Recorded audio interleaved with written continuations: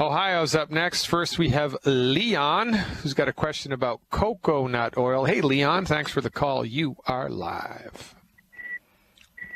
Yes, I'm quite curious as to your thoughts in regards to coconut oil, because I've heard that, of course, it's a medium-chain fatty acid and doesn't react in the body like the polyunsaturated oils.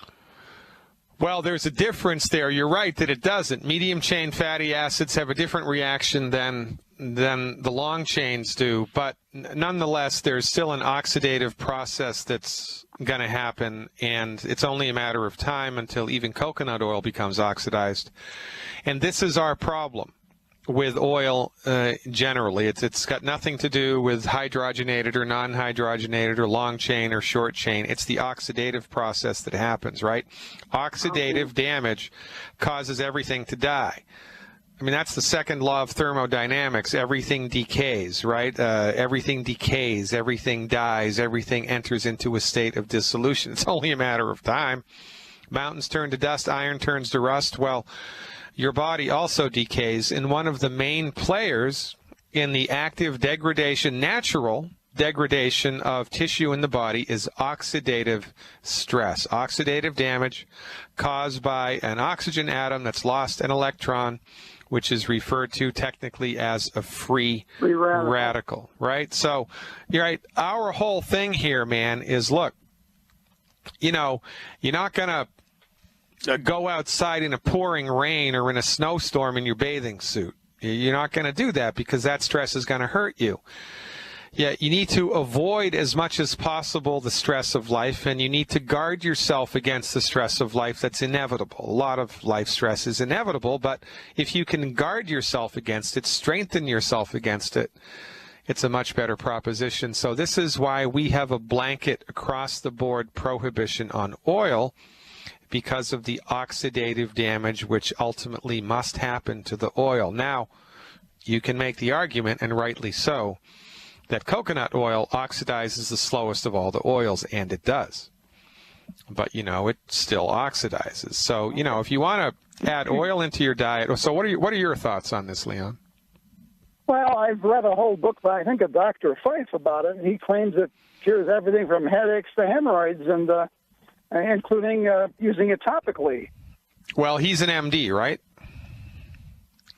You know, I don't remember. I read the book. That's possible. Yeah.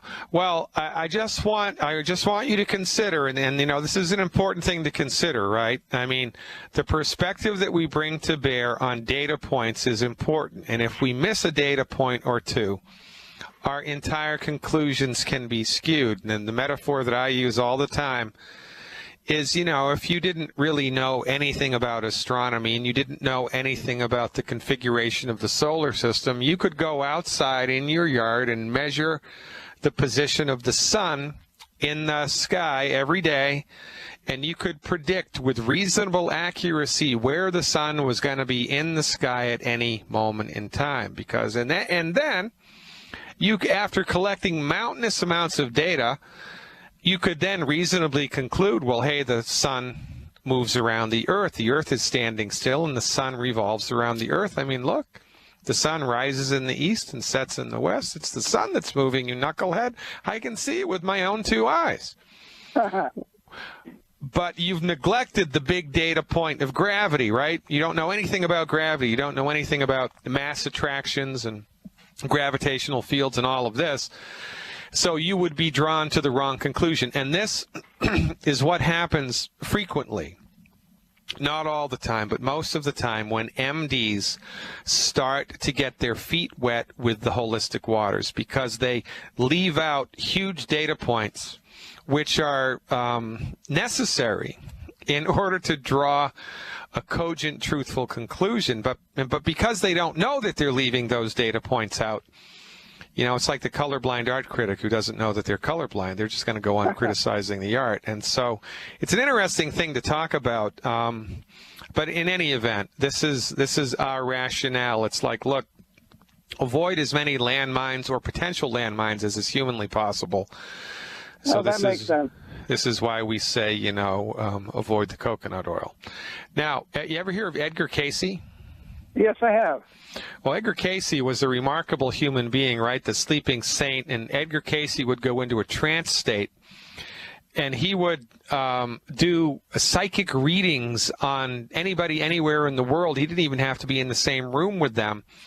And he would then tell them, in his psychic fugue, so to speak, things that they needed to do to remedy their health conditions. And one of Edgar Cayce's all-time favorite, most used remedies was peanut oil. Peanut oil. He had remarkable success with it. And as God is my witness, I don't know why. So this question has always nagged me in the back of my mind. There has to be something going on with oil, above and beyond the negative effects of it from the oxidative stress point of view. But as God is my witness, I don't know what it is. It's interesting to think about, though, yeah? Yeah, very interesting. Hey, man, you're the greatest, Leon. I appreciate your call very much. Call me back anytime. Thanks for the info. I love questions like this. Yeah, it keeps me honest, keeps me on my toes.